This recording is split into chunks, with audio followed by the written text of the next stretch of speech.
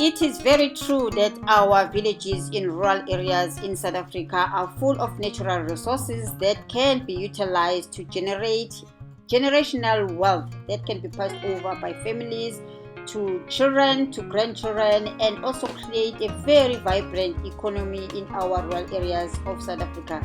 So I'm going to be looking at villages that are just doing that, making use of natural resources to create employment for the youngsters in the villages.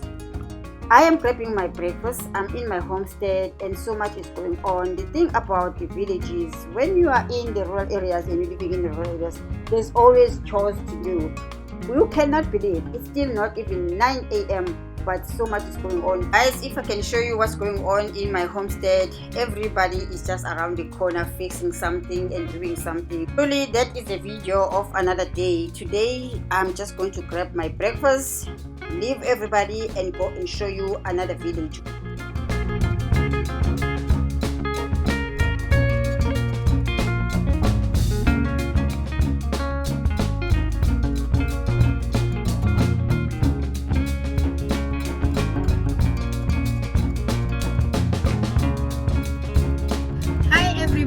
Welcome back to my channel and thank you for tuning in. My name is Ebhovini. I am a lifestyle blogger from South Africa. If you're new on this channel, you are very much welcome, and please do not forget to subscribe, like, share and comment on this video. Thank you again to those people who have been with me on this journey since the beginning. The channel is growing. We have lots of people who are new on this channel and a lot of people who have been in this channel for a long time.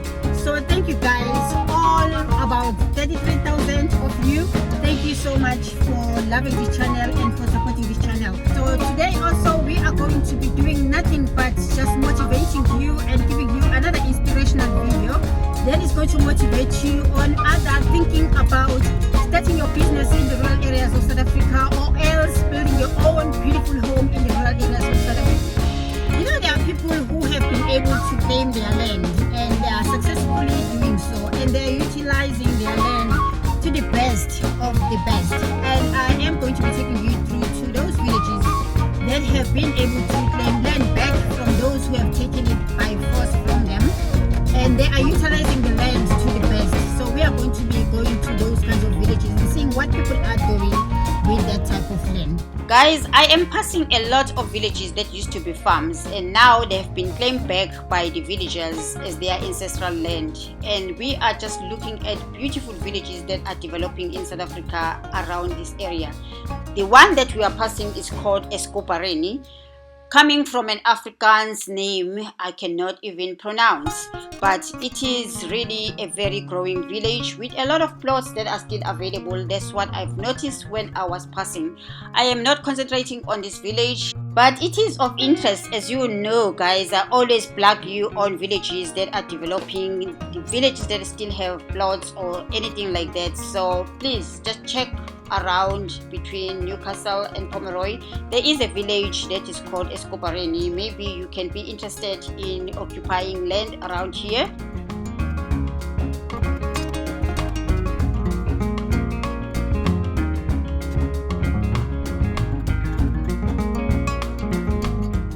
Okay guys, let's head to the village of interest today. We are headed to Ebhovini. Ebhovini village, it is between Pomeroy and Dundee, going over towards Newcastle.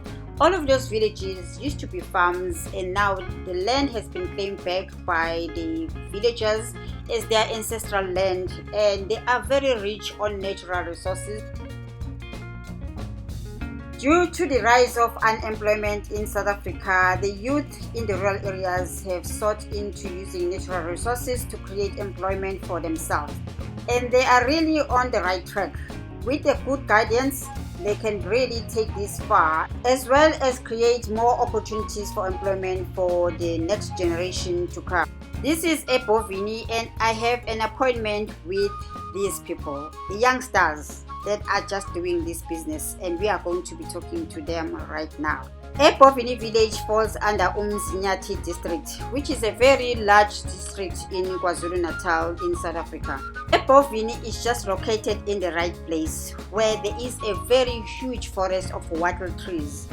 These trees have been utilized by the people around in this village for a good reason. Wattle trees, or uwatela as it is referred in isiZulu, are of very good use. You can use this type of trees to manufacture furniture. The wood can also be carved to make ornaments, and people use it to burn fuel. Well, the villagers have sought to just make sure that they do harvest this kind of wood and they do sell it to the people. In order for me to be able to understand how are they managing this whole process of this business, it is quite a huge business. How is it benefiting the villagers, and who is in control of this whole thing? Are the villagers managing this whole business, and who is benefiting from it, and how are the young people of this village benefiting from it?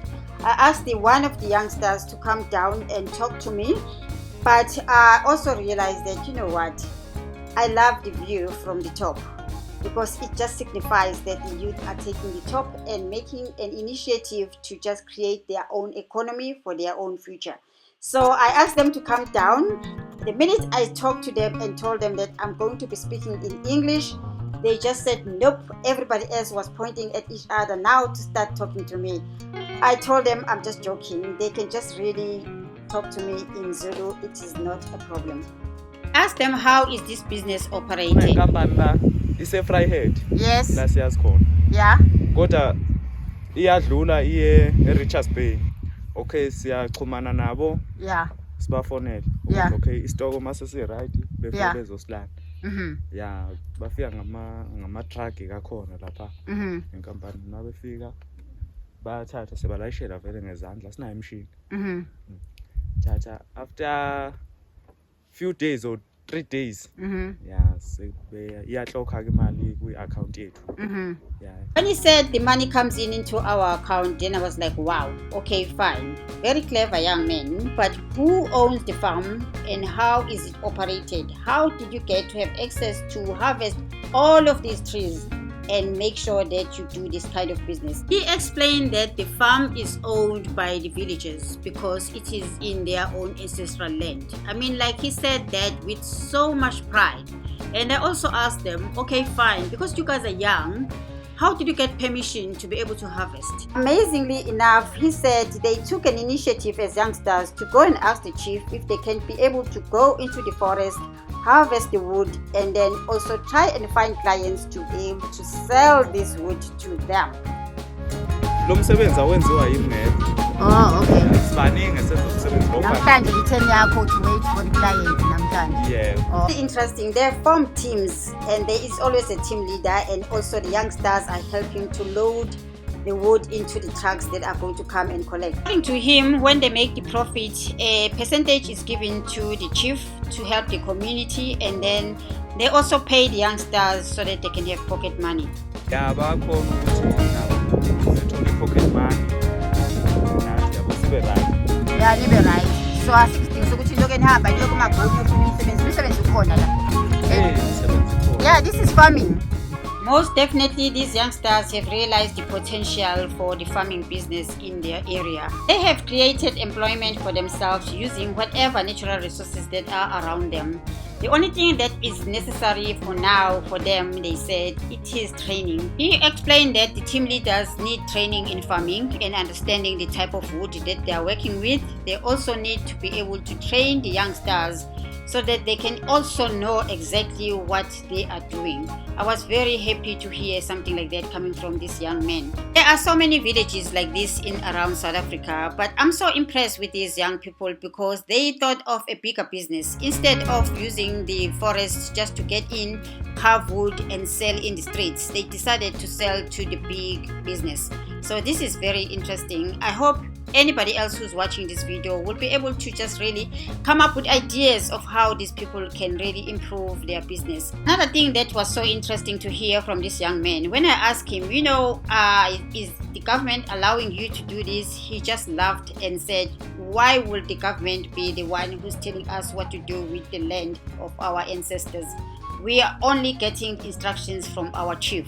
I was very happy. They were laughing when I was asking questions like this. They do not know. That language is very foreign to them. It was very interesting to hear that our rural areas really are rich in natural resources. Let's utilize them to the best of our rural areas, actually to contribute to the development of our rural areas. Thank you guys for tuning in. Until the next video, I hope this video motivated you and you are going to make a change in your own village.